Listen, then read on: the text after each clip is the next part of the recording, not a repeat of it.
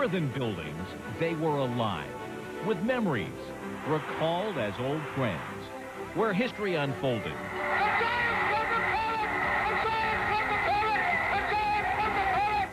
And heroes played. Today, as the dust settles, no longer is it if you build it, but when. Sports in the 90s is all about your venue. It is the hottest trend in sports. New stadiums and arenas for megastars.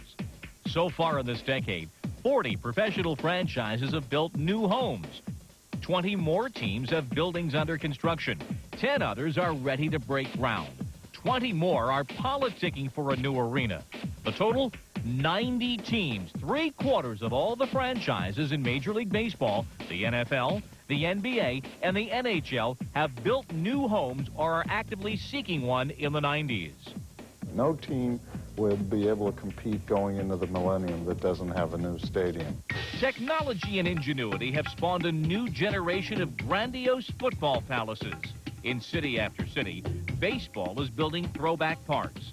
Most of the billions to build in the 90s have come from taxpayers. But the Super Bowl champs are running into resistance. To me, it's a matter of whether they want the Broncos or they don't. I mean, that's really what it comes down to. And whether it's a threat or not, that's kind of life. Why would we subsidize a guy that's got a $13 million salary? That doesn't make any sense at all. Even sports' most historic stadium may fall in this increasingly manic struggle between money and memories.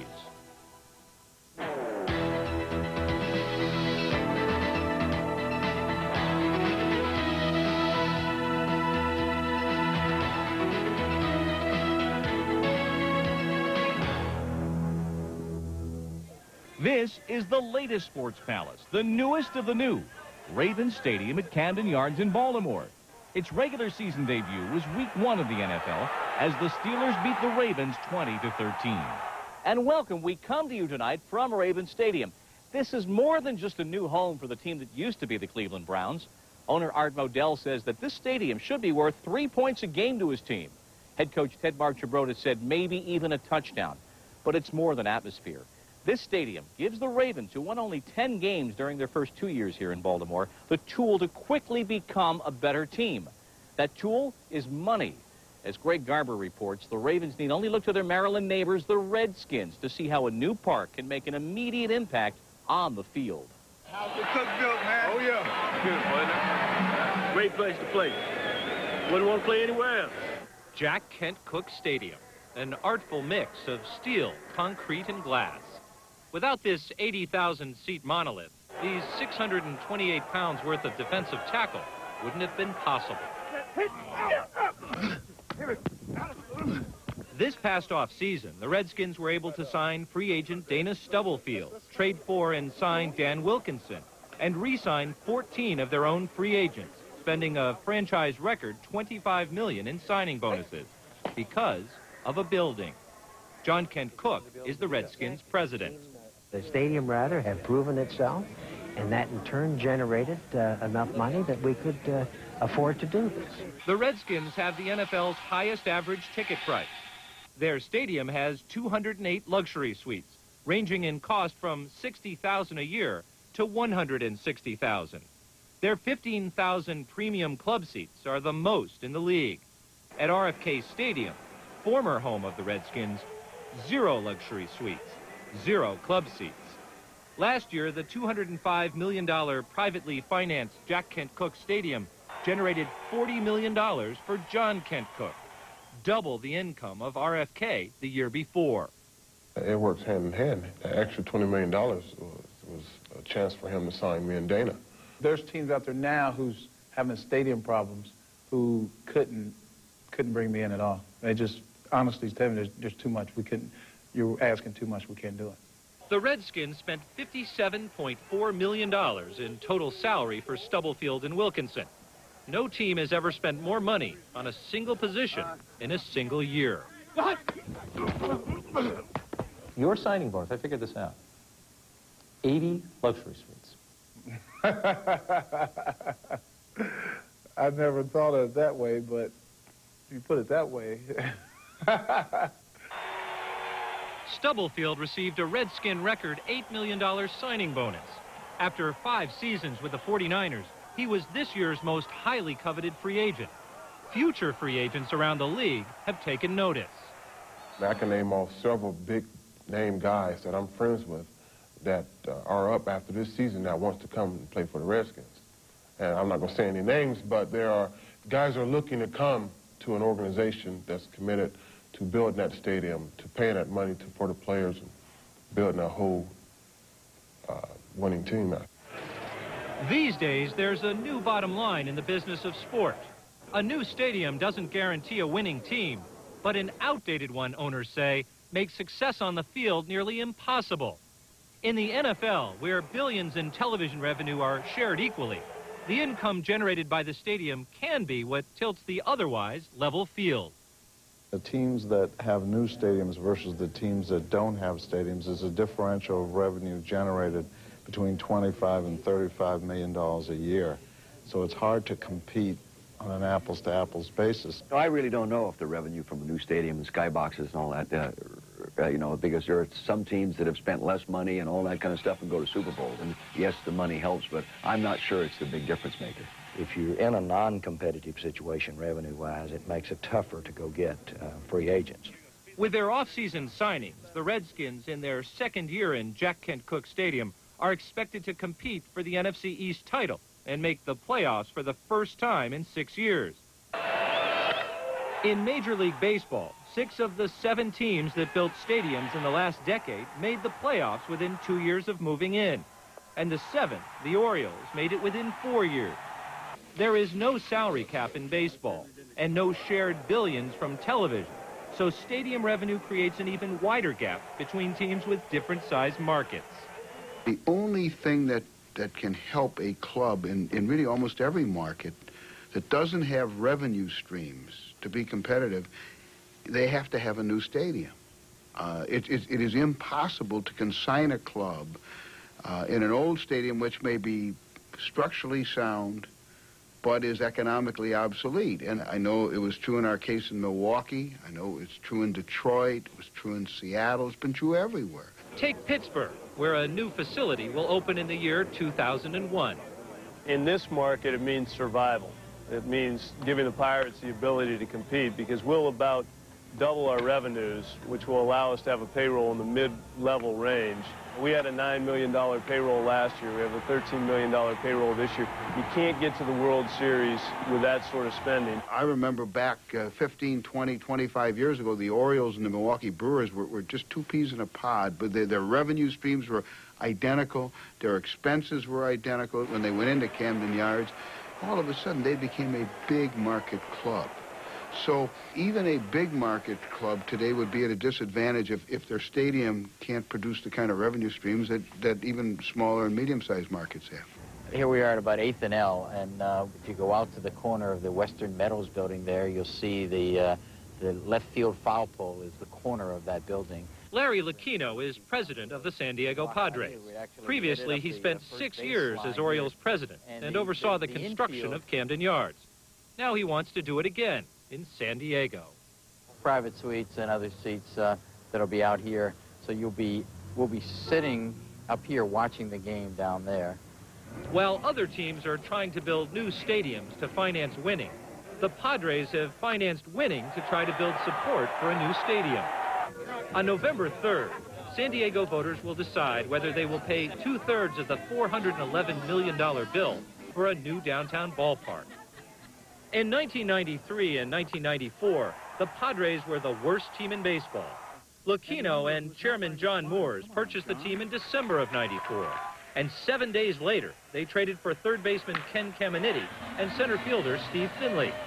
Since then, they've added high-priced talent like Wally Joyner, Greg Vaughn, and Kevin Brown, and retained 8-time batting champion Tony Gwynn, all in an effort to win and, in turn, gain public support for a new ballpark. But in the process, the Padres have lost $50 million. We are not willing or able to subsidize baseball indefinitely in San Diego. There is no long-term viability for the Padres without a new ballpark. The Padres are hoping that recent baseball history doesn't repeat itself. Last year, the Florida Marlins had the highest payroll in the National League. Owner Wayne Huizenga doubled the team's '96 payroll in an effort to win the World Series, and with it, public sentiment for a new stadium. The Marlins won the series, but they didn't get the stadium. Huizenga dismantled the team and is now trying to sell it. We want to remind you to vote yes, Proposition C. Despite the Marlins' failure, the Padres remain optimistic. The best marketing device in the Western world is a winning baseball team. And I said, hey, right up front, you know, we need a winning team to really get this stadium issue, you know, to the forefront of people's minds where it's a positive thing. And, you know, winning is going to do that more than anything else that they could do. And, you know, I mean, they were right. Even opponents of using public funds for the new ballpark agree. If this was last year, when they were in the bottom of the division, we wouldn't even be having this discussion. This race would have been called on account of rain. There's no way in the world they would even put this thing on the ballot this year. The Padres have already wrapped up the National League West and have flirted with the best record in the league. But how far they go in October could influence the vote in November. Ultimately, it may come down to a single swing of the bat. To be honest, I hate for it to come down to that. I hope the message is a little stronger or clearer than that. That, you know, one swing of the bat will determine whether we get our new ballpark. But we do understand that could be the case. Later, the Super Bowl champs say they need a new home should the public be expected to pay for it. And next, the science and technology that's created the new generation of stadiums and how the game is played in these new parks.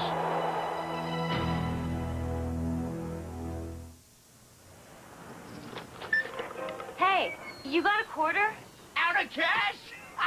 Did you know if you use 1-800-CALL-ATT for collect calls, you pay the same low rate 24 hours a day, anywhere, anytime? There's no restrictions, and it's the guaranteed cheap way to make collect calls.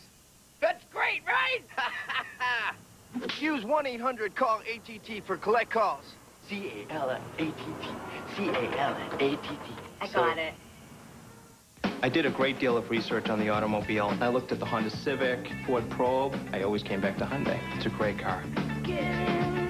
Perfect on the road. Great pickup. It handled wonderfully. I love the design of the Elantra. It's sleek, classy, car of the 90s. Right now, you could get an Elantra for just $8,999.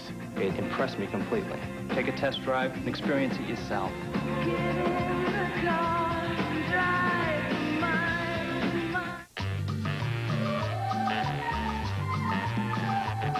Your streets are burning, baby. I keep yearning for you. I keep on dreaming, baby, that my love is just for you. My downtown dream is beauty. My downtown dream is you. I keep on dreaming, baby, that your love is really true. Oh, downtown dream.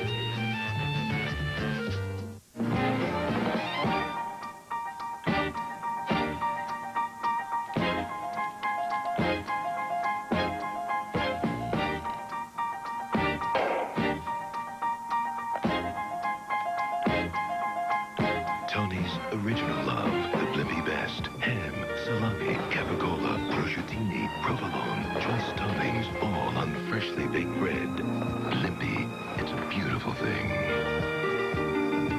The Philadelphia Eagles take on the Arizona Cardinals on ESPN Sunday Night Football. I wonder if Tidwell will play. You know, I like that Rod Tidwell. He has heart. I believe Tidwell played college ball at Arizona State. The Sun Devils. He was quite a player.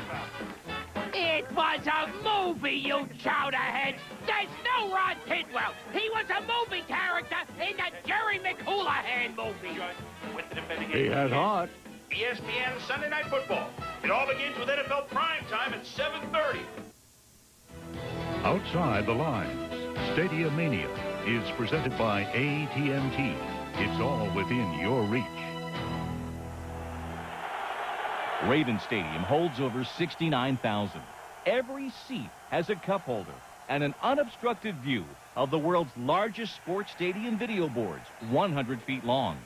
The exterior features brick to recall classic football stadiums and to complement its Camden Yards neighbor, the ballpark that revolutionized baseball architecture. The three most important things to happen in baseball since the Second World War: Jackie Robinson, free agency, and Camden Yards. Important because this 6-year-old park most creatively combines baseball's tradition and modern economics. Oriole Park was fit into its neighborhood and is a vital part of downtown Baltimore with its old-style brick, retro ornamentation, and asymmetrical dimensions. There is a sense of nostalgia, and there are very real revenues from 48 luxury suites and 5,000 premium club seats. Most importantly, this park began a baseball building boom.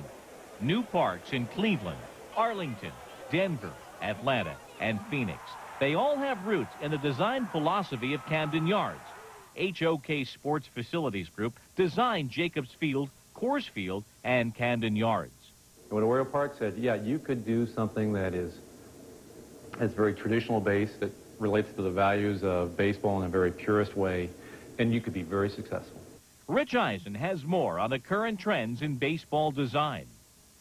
Welcome to Bank One Ballpark's Liquid Luxury Suite. For just $4,000, you and 34 of your favorite Diamondbackers can throw a Major League pool party, if you will. Just by the end of the first home series of the season, this pool was sold out for the entire year.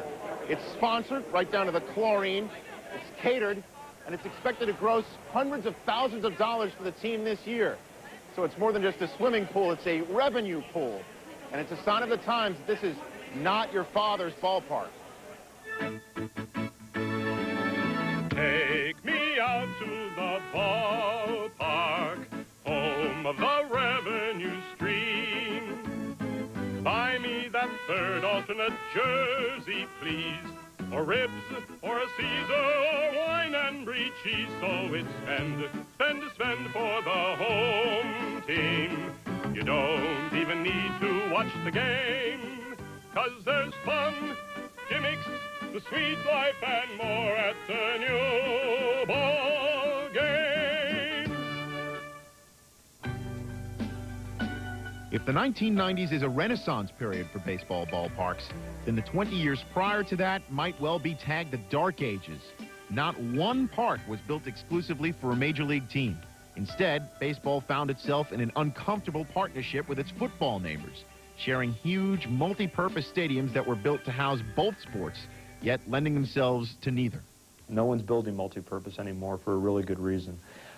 Baseball and football are fundamentally incompatible, and it's based on the geometry of the fields. Back in the late 60s and the early 70s, stadiums were sort of cut above parking garages. We call them the concrete donuts. I think the reason that those were being replaced were because they didn't have any personality.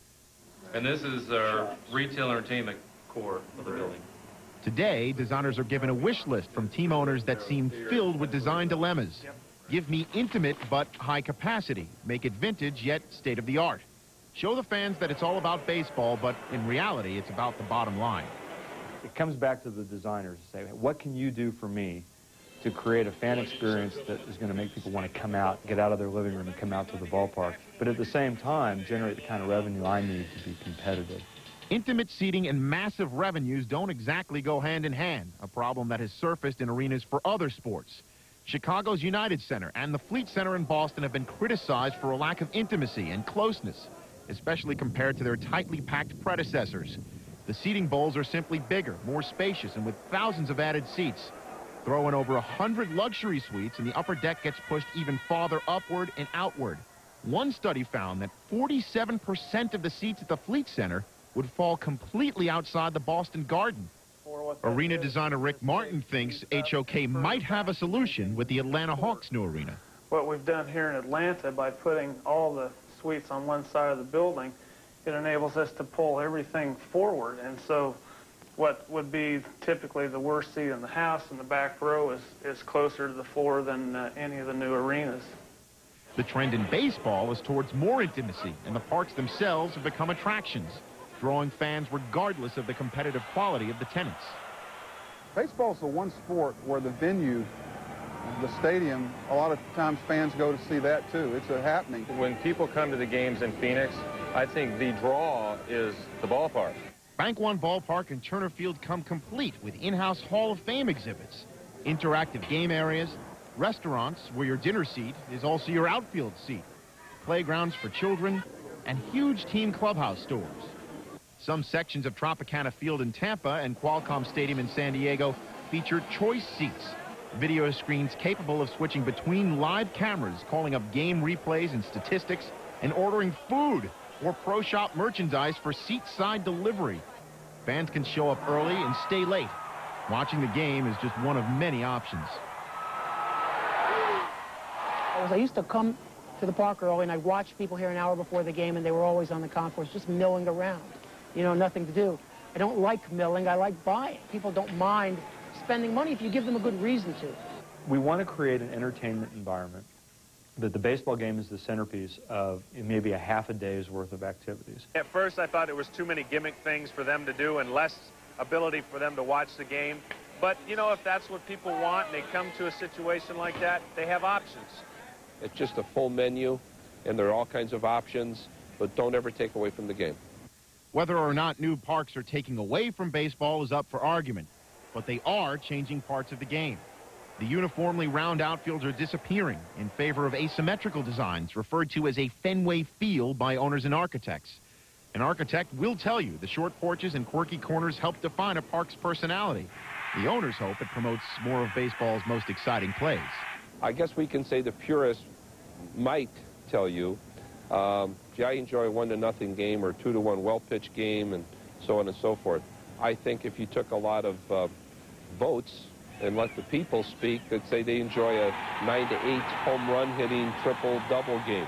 They don't want to see Randy Johnson strike out 19 and shut you out. They'd rather see an 11-8 game. Barry Bonds should find San Francisco's new Pacific Bell Park to his liking, what with the right field wall just 307 feet away. And why run when you can trot, Jeff Bagwell? It's just 315 feet to the left field seats at Houston's forthcoming ballpark. A 400-foot home run to right field at the new Pirates Park would splash down in the Allegheny River. You're seeing more home runs because the ballparks are smaller. There's just no other way to put it. Surviving in a new environment is the challenge faced by all of baseball. Sports and entertainment are at war for the spectator dollar, and Major League teams have enlisted this new army of fan-friendly ballparks as a frontline weapon. They serve as exciting new packaging for an old game. The approach is to go after Generation X, Generation Y, and Generation Z. So we're bringing a lot of new customers in, and we're trying to attract more of them. Many of them are the so-called MTV generation, you know, who didn't grow up with the pastoral beauty of our game, who really need to be entertained. And that's the group. They're not just our customers today, but they are very much going to be our customers into the next century. As this century winds down, it's apparent that the new parks with the old field own the marketplace. All 5 of baseball's top 5 home draws play in this new generation of parks. And 2 of those teams, the Rockies and the Diamondbacks, have losing seasons. The new parks are popular. They are also pricey for fans. 3 of the 5 most expensive baseball outings are to see teams that play in a new ballpark. Are the new parks pricing out the regular fan? And do retractable roofs cause more problems than they solve? Just some of the topics covered online in a companion series to Outside the Lines. Log on at ESPN.com. When we continue, the Super Bowl champion Broncos, they are asking their fans to pay for a new home. It's American Leisure's end-of-season outdoor-indoor furniture sale. Save big on wicker, Mexican pine, plantation-grown teak, and lifetime cast aluminum furniture. Nobody beats our prices on Tropitone, Homecrest, Woodard, and more. We also manufacture custom cushions and umbrellas in our local factory direct outlet in Santa Cruz. Unique gifts from around the world. Lifetime guarantee Duquesne and Weber barbecues. More than just outdoor furniture. American Leisure can help with your interior design as well. 319 River Street. Last year, local, state, and federal law enforcement officials arrested hundreds of people for selling illegal cable descramblers and recovered the names of thousands of customers, each of whom could face a felony conviction, 6 months in jail, and a $2,000 fine. So if you don't think using an unauthorized black box is a crime, you should meet some of the people who do. Call today to get legal. Simply register your box and start paying your bill, and you're home free. No questions asked. 3 shows a day, it can get a little stressful around here. Luckily, we've got a guy who lightens things up a bit. Think of him as our Sports Center doctor. When Kenny and I return on Sports Center, we will take a closer look at... After all, laughter is the best medicine.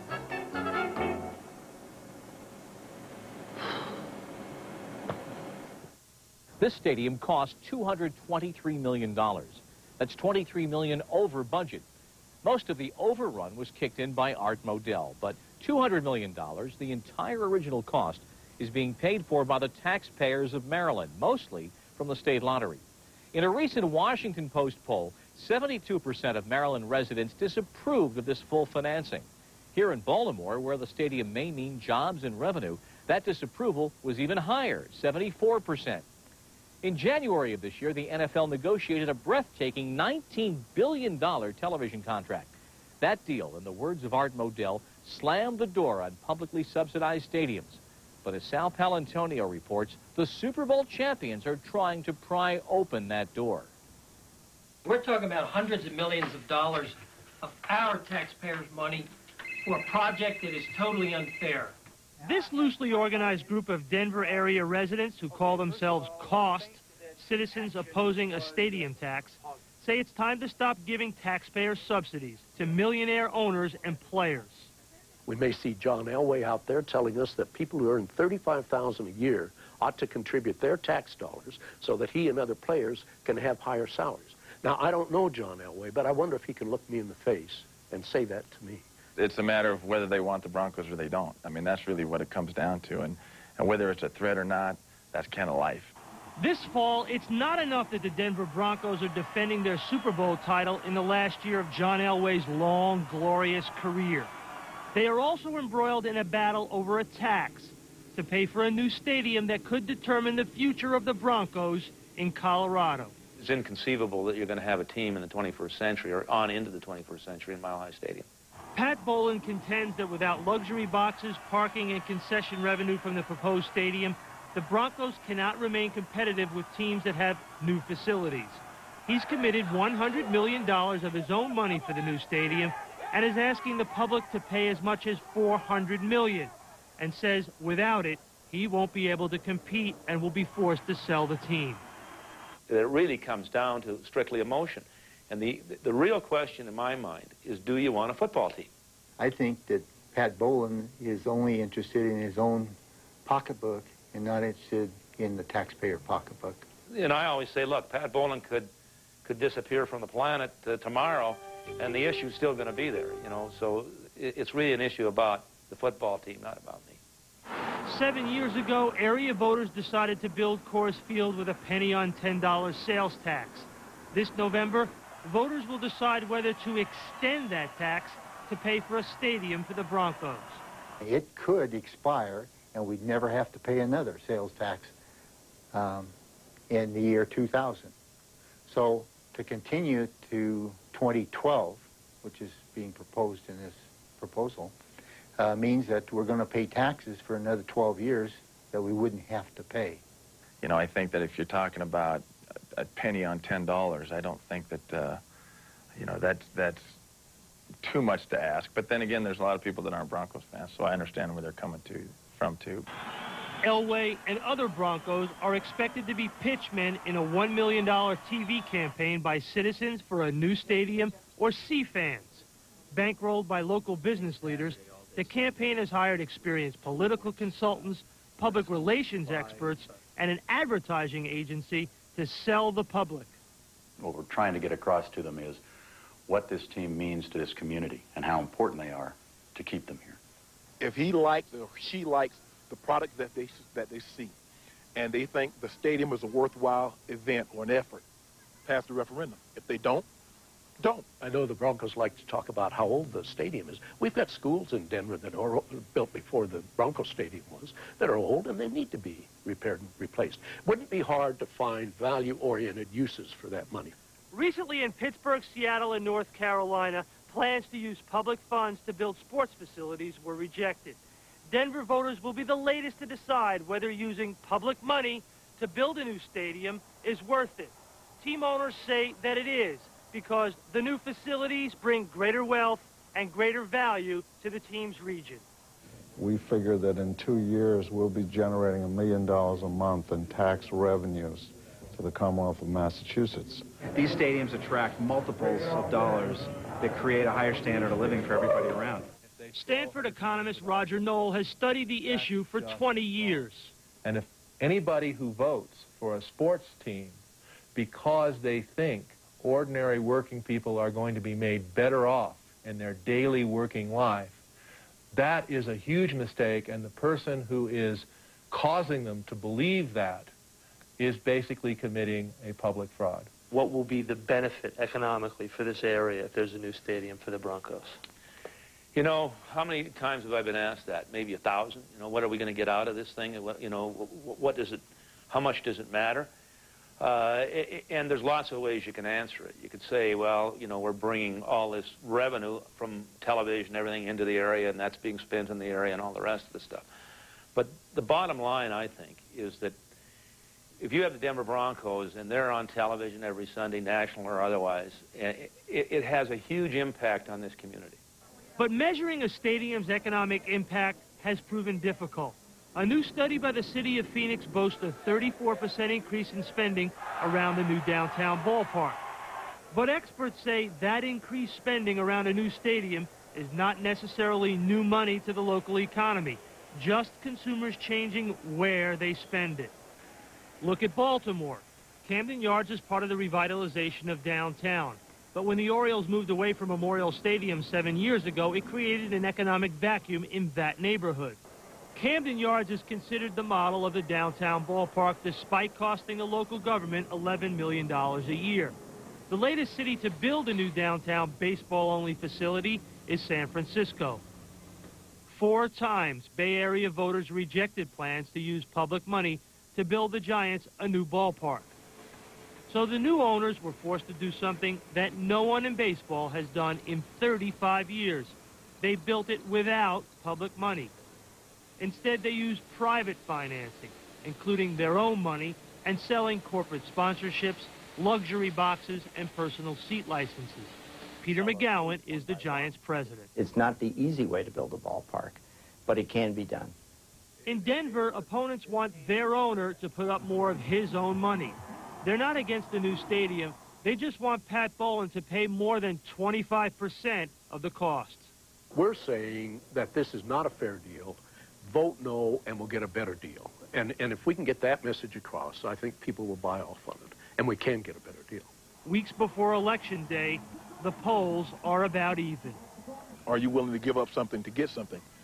I think in that aspect, you say, I'm a truck driver, I make very minimum, I got 5 kids. Probably not, but then in the same token, that's not the guy that goes to the ball game either. On the other hand, if he doesn't finance it, the team goes elsewhere, then what? Increasingly, governments and voters will not pay for single-purpose stadiums, but technology and ingenuity have responded. Several firms have plans for a new type of multi-purpose stadium. Movable seating will turn a 45,000-seat asymmetrical baseball park into a 70,000-seat football oval and create 2 distinct stadium personalities, all in one building. As we continue, the Yankee Stadium standoff. How long will the Yanks continue to play in a national landmark?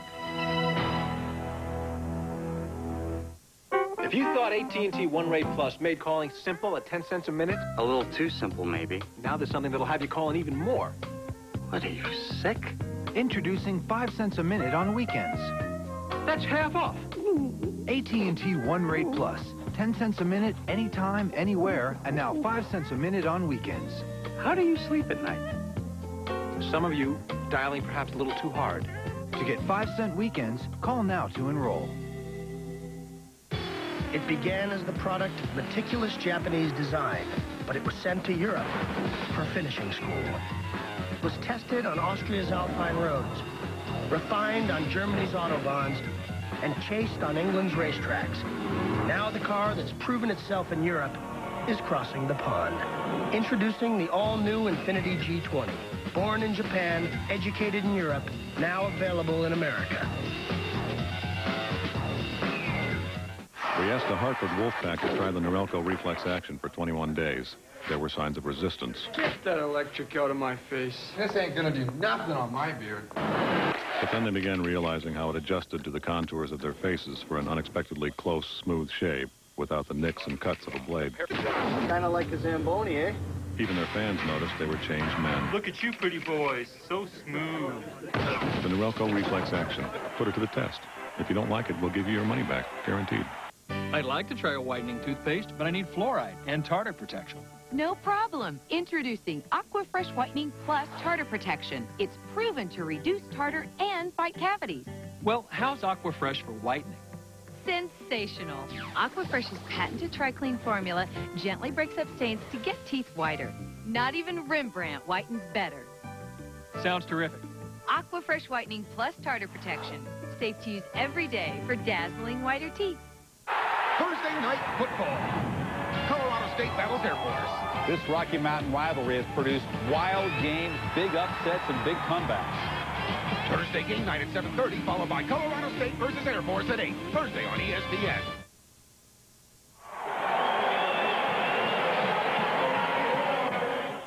The Ravens moved into here after 2 seasons at Memorial Stadium. That old oval is full of the memories of Johnny Unitas and Lenny Moore and the late Baltimore Colts. Can teams today afford such sentiment and history? Well, the answer will determine the fate of arguably the most famous building in this country, Yankee Stadium. I saw Roger Maris play there in 1961. My grandfather watched Ruth there. It is where Ali and Joe Louis both fought, where popes have celebrated Mass. And as Marianne Heaven tells us, it is where the modern cry for stadium revenues faces its biggest fight with the ghosts of history. Yankee Stadium, a storied past, where a tapestry of heroes of the American pastime have played the game. It's an antique. You know, it's like the Statue of Liberty. If you take that away, you know, people, first thing they come to New York, where's Yankee Stadium? Where's the Statue of Liberty? They want to see it. Built during the Roaring '20s, with the first ever triple-deck stands, it would become a shrine to the boyish man who captured the imagination of millions. You know, it hits you from time to time, and you walk up the runway from the dugout to the clubhouse, realizing Babe Ruth walked in this same hallway, and walked through that same door, and that gives you some goosebumps thinking about that. George Herman Ruth is the cornerstone of this cathedral, but Yankee Stadium's history has been created by a host of larger-than-life figures whose legendary deeds are etched in the stadium's 75-year history. Yankee Stadium is like Yellowstone National Park or something. It's a national treasure to me. I think tearing down the stadium would be like tearing down the Brooklyn Bridge, or the Eiffel Tower, or the Leaning Tower of Peace. I think there should always be a Yankee Stadium. But not everyone sees it that way. Yankees owner George Steinbrenner and New York City Mayor Rudy Giuliani want to move the franchise out of the house that Ruth built, out of the Bronx, to a new stadium here, the West Side Rail Yards in downtown Manhattan. Projected cost, up to $1.1 billion, much of it expected to come from taxpayers. Why don't I pay for the whole stadium myself? Why doesn't every other team in the American League that's got a new stadium pay? How do I compete with a Peter Angelos and a Dick Jacobs when they're sold out every other game? Every game through the season. They're going to draw 4 million people this year, 1 million more people than I will draw. Now, how do I continue to compete with them? This blank check that everybody in the Yankee organization seems to want the city to write to them for over $1 billion just doesn't add up. Second, there's history and tradition. What would the marquee franchise in all of Major League Baseball be without the house that Ruth built? I understand the awe around Yankee Stadium, and it's still there. And it's part of baseball's tradition. But baseball's life has changed dramatically, like every other part of life is. And you certainly can't fault the club for trying to stay competitive. But it's a fair statement to say that the Yankees, in terms of doing proper long-range planning, are going to need a new ballpark with new revenue streams. But the Yankees are already considered the richest team in baseball, with an estimated annual revenue of $140 million. They have the second highest payroll in the league. A new stadium with naming rights and added luxury boxes could bring in another $30 to $60 million per year. I understand that there's new economics, there's new demographics. You have to have sky boxes and luxury boxes, and I'm not an architect, but I would hope that the effort could be made that would allow us to hold on to and to preserve at least a part of that glorious history of the Yankees at Yankee Stadium while meeting the needs of the 21st century. I sat there when I first took over the Yankees, and I saw a president of the United States walk through the streets of the Bronx saying, I'm going to fix all of this up for everybody. I felt great. They didn't fix anything. Today, over 50% of our fans, whether it's perceived or actual, are afraid to come to Yankee Stadium with their families after dark. According to recent polls, New York fans overwhelmingly favor keeping the Bombers in the Bronx. The Bronx borough president is campaigning for a $488 million plan that would renovate the existing stadium and revitalize the surrounding neighborhood. In opposition to Mayor Giuliani, New York City Council Speaker Peter Vallone says the public should vote on whether to spend tax dollars on a new stadium. A lawsuit has just been filed to determine if this issue will be on the November ballot. I can tell you this, no one's going to be blackmailed into doing something that we know to be wrong. And it's simply wrong to move it from a place where everyone wants to keep it to a place where it just can't work. With the new economics of sports, is nothing sacred anymore? For an answer, stay tuned. The Yankees' lease in the Bronx expires in 2002. It's only the 7th inning stretch. Anyone who likes baseball knows it's the wrong thing to do, to move this stadium. So that's that tradition that you can't define or can't explain. It's like a love affair. As we continue, this landmark is at the center of the ongoing issue, just how safe are the old parks?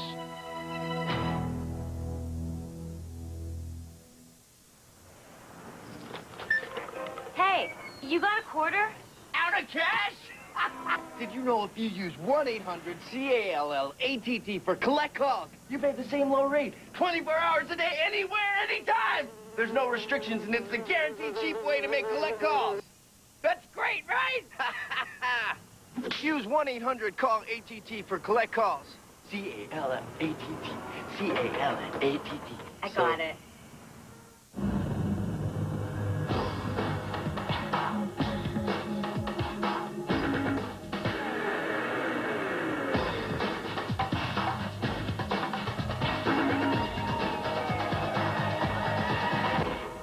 The tallest mountain in North America is 20,320 feet.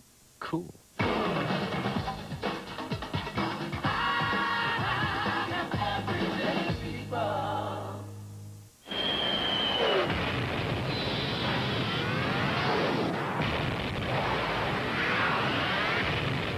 Break through to the new world of Mach 3 from Gillette, the first triple-blade shaving system. 3 blades specially positioned to shave progressively closer. You take 1 stroke, it takes 3. So you don't have to shave the same area over and over, which means less irritation.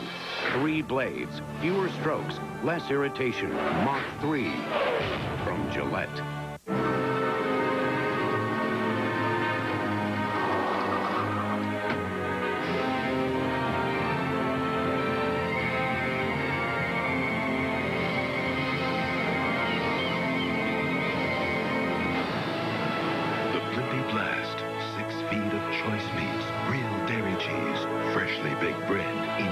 Satisfy up to 40 people, or just one.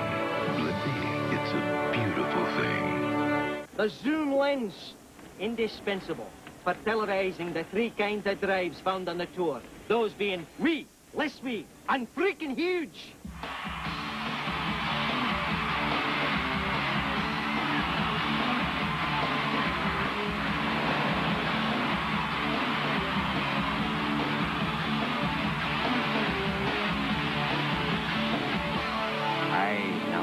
Technology serving mankind. Here in Baltimore, the Ravens play rent-free, but they are responsible for stadium maintenance in a brand new park that really shouldn't be a major issue. But the Ravens left Cleveland because of their aging stadium. One of the factors there was the rising cost of maintaining a Depression-era building. At Yankee Stadium, just 4 hours before a game on April 13th, a 340-pound piece of steel crashed through the upper deck onto the seats below. It had been 19 years since the city of New York had inspected the infrastructure of Yankee Stadium for possible defects. Traditionalists love the older parks, but despite the history, safety is a vital consideration. Here's Kelly Neal. Engineers say that with regular structural maintenance, a stadium would be safe and could last up to 150 years. All of the concrete you see is original. Built in 1924, Soldier Field is the NFL's oldest stadium. It was modeled after Rome's famous Circus Maximus. That's a concrete beam. Okay. That's one of the original beams. Jim Duggan is the director of stadium operations for the Chicago Parks District, which owns Soldier Field. It had spent over $50 million in repairs and renovation over the last 20 years. Every spring, after the Bears' season and Chicago's winter has taken its toll, the Parks District hires an engineering firm to test the stadium. Gary Klein has inspected Soldier Field for 20 years. But we are concerned about all the areas underneath the stands that are also over public areas from the standpoint of this potential for spalling concrete. Spalling concrete is concrete that's ready to fall away. Engineers sometimes find it by a method called sound testing, chipping away chunks of concrete from the surface. Show me an example of what you would do, how you would sound test that area. Well, it's not very scientific at all, but it just involves tapping the surface with a hammer like this, is a mason's hammer. And when you get that nice ringing sound, that's an indication that the concrete is sound. When there's an internal planar crack due to reinforcing corrosion, it sounds very drum-like and hollow. Even though that looks bad, it's just the surface of the concrete. Most of it's still there. The reinforcing bars are still intact. And so it's not as unsafe as it may look to an untrained eye. Wrigley Field was built in 1914. Its owner, the Tribune Company, spends $1 million in annual maintenance and repair. 11 years ago, Kurt Rinn's engineering firm was hired to evaluate the condition of Wrigley before lights were installed. The deterioration he uncovered after a 3-month structural condition survey caught him off guard. This is the most important column because this carries the guts of the stadium. This carries the lower deck, upper deck, loads, and lights and everything. So this was the most important column, and when we opened the column, we had quite a surprise of substantial deterioration of the column, as you see in the project photo. This is this column? Yes. So was this considered a critical situation? This could have been critical, yes. If it wasn't treated immediately? Right. Rimm's firm inspects Wrigley every year and says it's in better shape now than it was in the mid-'80s. Outside the Lines also asked to inspect baseball's oldest stadiums, Fenway Park and Tiger Stadium, which both opened in 1912. Our requests were denied. But it's not just old stadiums that need to be maintained for safety. Any stadium, whether due to structural design problems or lack of proper maintenance, can be dangerous. For the time being, the stadium is not safe. Just 4 years after Montreal's Olympic Stadium was completed, a 55-ton concrete beam crashed onto a walkway. No one was injured. A piece of the facing of the upper deck fell off and dropped from the facing of the 5th deck down into the 2nd deck here at Skydome. Someone obviously was hit by that. 7 people suffered injuries at Toronto's Skydome. The stadium was 6 years old.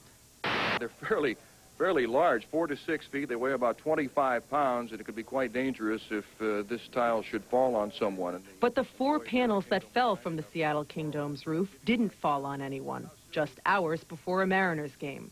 The stadium was built 18 years earlier. We've initiated a suit against the company that handles the lease of this building, and our people have found it to be unsafe. And last week, the New York Islanders moved out of Nassau Coliseum.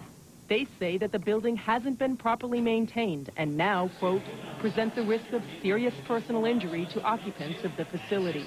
Among their concerns, the arena's roof and the hoist system that holds the 11-ton scoreboard. SMG, the corporation that maintains the Coliseum, says the arena is safe. Nassau Coliseum is 26 years old. So what then can be made of the incident at 75-year-old Yankee Stadium? The New York City Mayor's office says there are now weekly inspections of the stadium in response to the April incident. Outside the Lines was denied access to view those inspections. The city also hired an independent engineering firm to conduct a complete structural inspection of the stadium. But our repeated requests to obtain information about its findings have been ignored. Some feel they're holding back. When you called the office and tried to obtain the report from them, what did they say? That they would consider it, and they're considering it. I think that they are not being, fully open and forthcoming. And I think that's worrisome. There's an old saying, Justice Brandeis once said, sunlight is the best disinfectant. In August, Councilman Loeffler proposed legislation that would make it mandatory for city stadiums to have a complete structural exam every year, or lose its occupancy license. And the results of those inspections would be made public by law. Next, selling stadium names. The Giants don't play at Candlestick Park. The Reds don't play at Riverfront. There's no telling what the next stadium will be named. Nick Buckeye has some of his own ideas. All I ask is that you adhere to Nick Buckeye's theory of intimidating corporate names.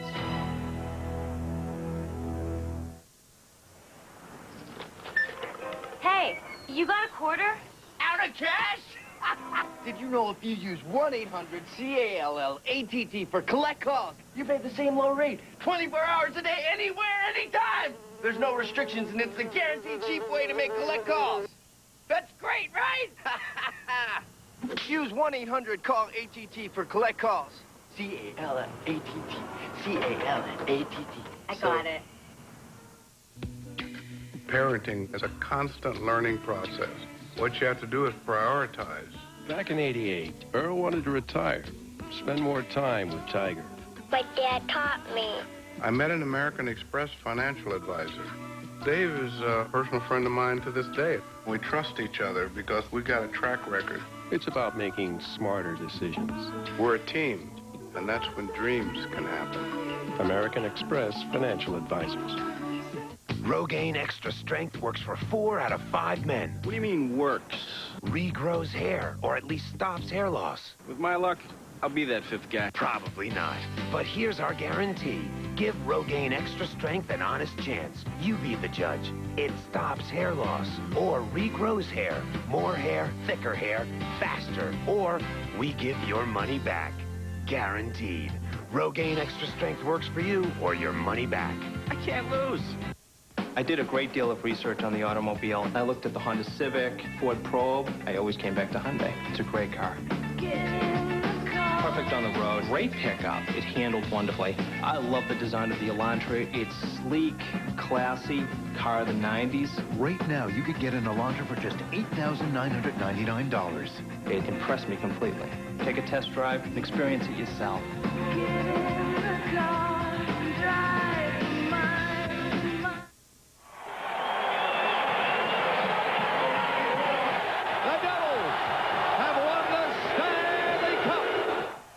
When this arena opened in 1981, it was named after former New Jersey Governor Brendan Byrne. 15 years later, it became Continental Airlines Arena after a 12-year naming deal worth $29 million. I was immortal for several years, and they took my name off, they sold it. I think that maybe we realized that it's been a mistake. There's something more important than money in identifying a state and identifying the attractions of a state.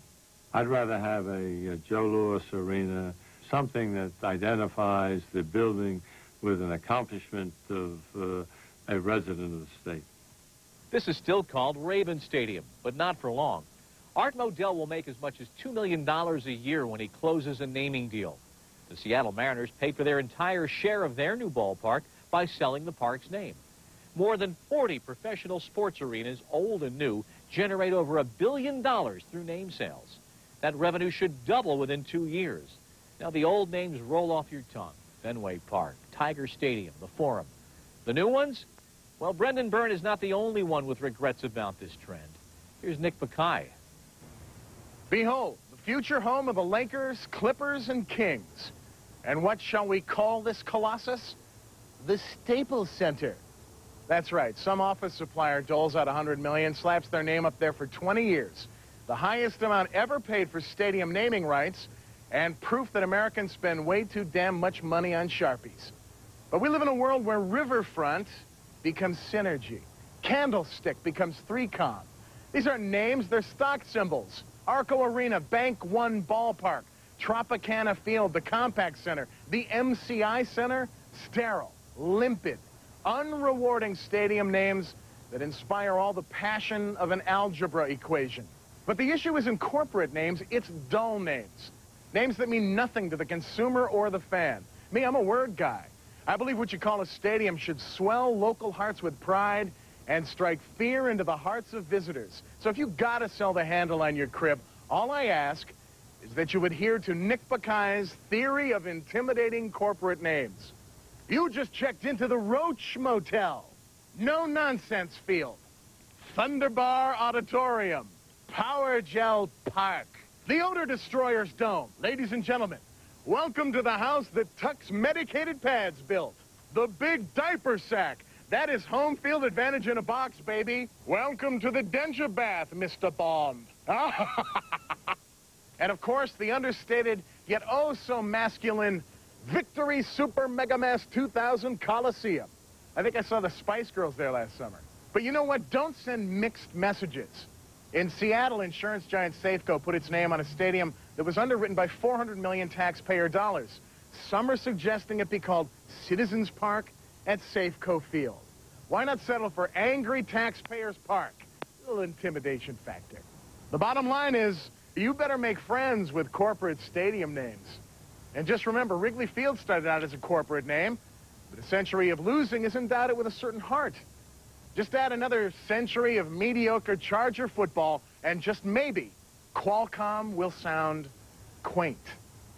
For Outside the Lines, I'm Nick Bakay. Hey, look at this. Now, can't you just smell these cookies? And can you imagine how great they taste? Here's an idea. Give someone you like cookies as a gift. We ship with FedEx all over the country, so you know they will always arrive fresh. You'll create smiles on smiles because everybody loves cookies. And did you know Pacific Cookie is located right here in Santa Cruz? Pacific Cookie. Now that's a cookie.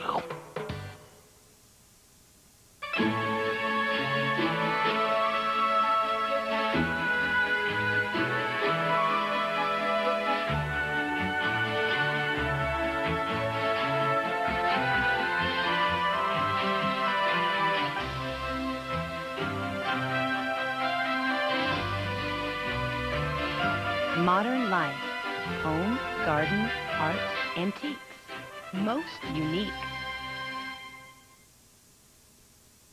The Philadelphia Eagles take on the Arizona Cardinals on ESPN Sunday Night Football. I wonder if Tidwell will play. You know, I like that Rod Tidwell. He has heart. I believe Tidwell played college ball at Arizona State. The Sun Devils. He was quite a player. It was a movie, you chowderheads. There's no Rod Tidwell. He was a movie character in the Jerry McHoulihan movie. He has heart. ESPN Sunday Night Football. It all begins with NFL primetime at 7:30. Outside the Lines, Stadiumania is presented by AT&T. It's all within your reach. And in part by American Express. Wherever you are, whatever you're doing, American Express helps you do more. And in part by Rogaine Extra Strength for Men. Standing in a massive multi-million-dollar stadium such as this, I'm reminded that 84 years ago, Wrigley Field was built in 1 month for a cost of $250,000. And that gem still works precisely because it's a living reminder of not only where we used to watch the games, but how we did it, without being bombarded by video screens and commercials, simply watching the game. In all sports, the new arenas are remarkably engineered theme parks designed to dazzle the eyes and empty the wallet. They have everything except nostalgia. which only takes root. We go out to Candlestick Park. This is fast food cam. Get your garlic fries right here. Kirk Reeder did the hustle, shutting down the A's over 5 1/3 innings. He struck out 2 and did not walk a batter. Reeder helped himself in the 5th with the bases loaded. He singles off Mike Oquist, and it's 1-0 Giants. Right on, right on, right on. A walk forced home another run. Then J.T. Snow bloops a base hit to center field. 2 more runs score. San Francisco goes on to win 8-0. Reeder improves his record to 5-2. The Dodgers got touched by the Angels, and a fight broke out in the 5th. Chan-Ho Park lays down a bunt after being tagged out by Tim Belcher. The two exchange words, and Park is hotter than kimchi. He lands a forearm shiver, and then check out the kickboxing move. Ouch. Park got ejected. L.A. did go on to win 7-4 thanks to a grand slam by Devon White. 55,000 saw the Yankees beat the Mets 6-3. Give Orlando Hernandez a hand. When he can't get the ball out of his glove, he throws the glove to first. The Mets have now lost 8 straight. That was lovely. For the letter frame, side door beams, and this GM. In your case, they're arguing. She got a penalty point for arguing there. And, in fact, the crowd was against her. It sounded like some kind of a soccer game, the chorus of boos that came up against her. You see Steffi Graf with a backhand passing shot. Graf and Martina Hingis would split the first 2 sets, and then Graf at the finish would claim her 6th French Open title. Later, she said that would be her final French Open appearance. Steffi Graf, the winner in the women's final today. Baseball, the Giants and the A's turn back the clock circa 1970s. Willie Mays on hand for this one, and this wage of war between the Bay Area teams. Kurt Reeder took care of Tim Raines there in the 4th inning, and then Reeder, with runners at first and second, singles in the run that would put the Giants ahead, and ahead for good. The Giants would win 8-0. How tough was the win? Look at that, just blow right off of Rich Rodriguez's head. BYU called a timeout prior to the snap, so there is no play. So there is no loss. And it will still be second down when we come back, or when the players come back out.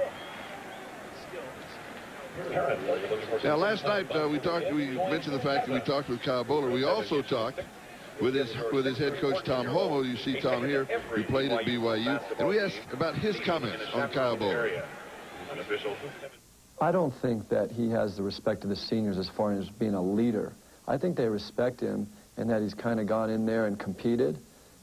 He's kept his mouth shut and not tried to go in there and be a talker. But at the same time, they like the way he competes, and they like his attitude. And I think that's a very insightful statement, because seniors have, traditionally have always looked down on, on freshmen. And you've got to prove yourself that you're a member of this team. Even though you're the quarterback, that you're the leader, you still have to prove yourself. And it comes over a period of time, and it comes in playing the game. Well, by contrast, you have Rob Morris. We asked him, are you that good? Are you as good as people say? He said, well, I really can't say much because I haven't played that much, but frankly, I am. That's right. But you're a senior. Yes. You can say those You things. can say that when you're a senior. That is right. And when you're as good as he is as well. Oh, yeah. He does have a tough injury to Rob Morris, the groin injury that affects your hip flexor and everything you do. There he is. It's really hard to, especially when you're aggressive like him. With the cap on, lower abdominal strain. He said they're going to have to chain me to the bench if I put on the uniform. Calling an audible. Egbert breaks clean, heads for the end zone, has it for the touchdown. Joe Egbert. That is his first touchdown in college. He scores from 11 yards out, and all of a sudden the California Golden Bears are right back in the middle of it. You talk about body language. It really looks now like Kyle Bowler knows what he's looking for, what he's expecting. Great block there from Scott Tessero and Langston Walker. Excuse me, Brandon Ludwig as well, number 65. Egbert now has totaled 110 yards rushing, and the touchdown, his career high for this true freshman. And the extra point by Mark Jensen is good. And suddenly, with 2:22 remaining in the first half, it is BYU 21 and California 14. So look out. Here come the Golden Bears. Now let's take another look at that touchdown from 11 yards out. Hooper's got great acceleration. Once you give him a hole, it's over. And that is what, of course, did Tom Homo, the head coach of California.